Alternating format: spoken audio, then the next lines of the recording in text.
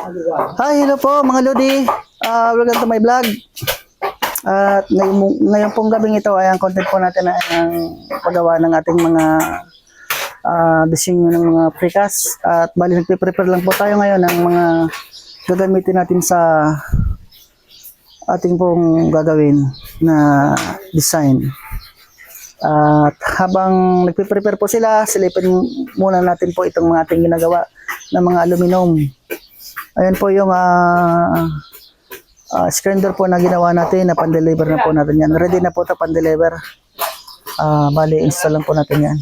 At ito naman po yung sliding window. Yan, kulay brown po siya. Ayan, kulay brown. Yan. Yun yung ating mixer.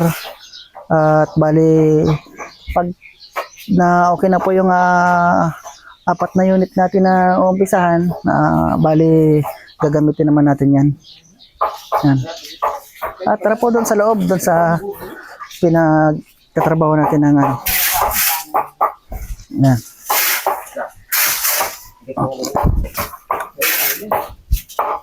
Bali ito po yung ginawa natin kanina. Yan. Head po yan ng poste. Ginawa po natin kanina yan. Maganda po siya. Ayan. At bali nagpiprepare na po tayo ng buhangin. Ito. Maghahalo na po tayo. Doon. At ang ating kumpare naman ay tumutawid siya ng asero na gagamitin dito. At ayan po yung bagong natin. Ito naman po yung bagong tinanggal natin kanina. Malapad po yan. Malapad. Yun. Bali pagka marami na po ditong mga napabrikit, dinedeliver na po natin sa iba't ibang project natin kasi medyo napupuno na itong ating area. Yan. Ito naman po yung ating puncher na 798 na ginagamit natin sa sliding window. At hinihintay po natin yung isang puncher natin na binili, yung 900 series po. Para po kompleto na tayo sa aluminum gas. Ayan. Ayan. Yan, gabi na po na naman. At pagaling po natin sa trabaho, uwi tayo sa shop, trabaho pa rin po ang ating harapin. At wala, ganun po talaga ang ating buhay. Palagi tayo na nakikipagsapalaran sa iba't ibang uri ng ating pamumuhay. At yan pong kagandahan naman yan ay talagang ang pagod natin ay madali lang naman mapawi yun. Isang ligo mo lang, alis ng pagod natin.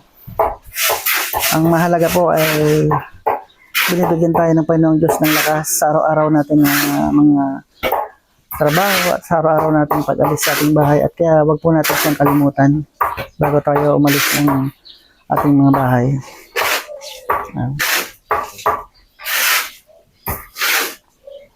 At yan nga po, at gabi na naman, abutin na po tayo ng hating gabi yan. Kasi pagka umaga naman po, nag-install naman po sila. Bali po na hati sa 3 grupo ang ating mga kasamahan sa trabaho. Tayo naman po, nagmo-monitor naman po tayo ng mga project natin. Halos inabot rin po tayo ng gabi. Kung saan po tayo, kung may mga kailangan po ang ating mga kasamahan, tawag dito, tawag doon. Kailangan po natin i-back up yung mga kailangan ng ating mga kasamahan. Yan po. At habang tayong mga lakas pa, ay huwag nating sayangin sa ating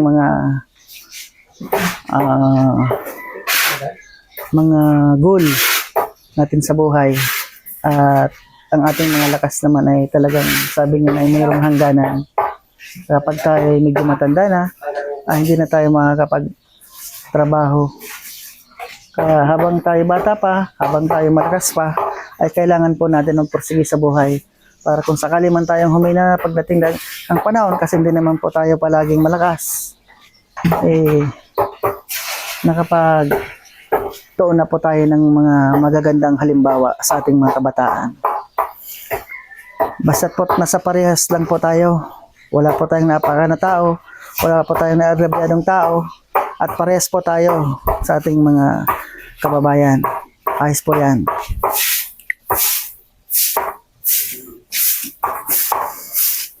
Ayan si Paring Pere.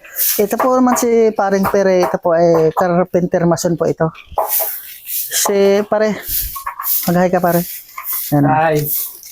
Ito, Tagalog po siya kasi from Quezon City po ito si Paring Pere. Matagal na rin siya dito. Almost mag 1 year na to dito si Pere. Kaya marami na siyang natutunan sa trabaho. Iba't ibang klase na rin ng skill niya. Marunong siya mag-welder, marunong siya mag-carpenter, marunong siya mag-mason. Pagdating po dito sa shop, labor po siya kasi medyo ang mga kasamahan niya dito ay talagang mga kumbaga sa mga dalubhasa na talaga. Oo, mga dalubhasa na. Yan. Yan. At ayan, maraming salamat po sa inyong lahat at magandang gabi sa inyo. Kung saan man po kayo naroon, nawa po pag-ingatan po kayo katulad ng pag-iingat po sa amin. At sana po huwag kayong magsawa sa panonood ng aking mga ina-upload at sa lahat pa pong aking mga i-upload. At sana po panoorin nyo hanggang dulo.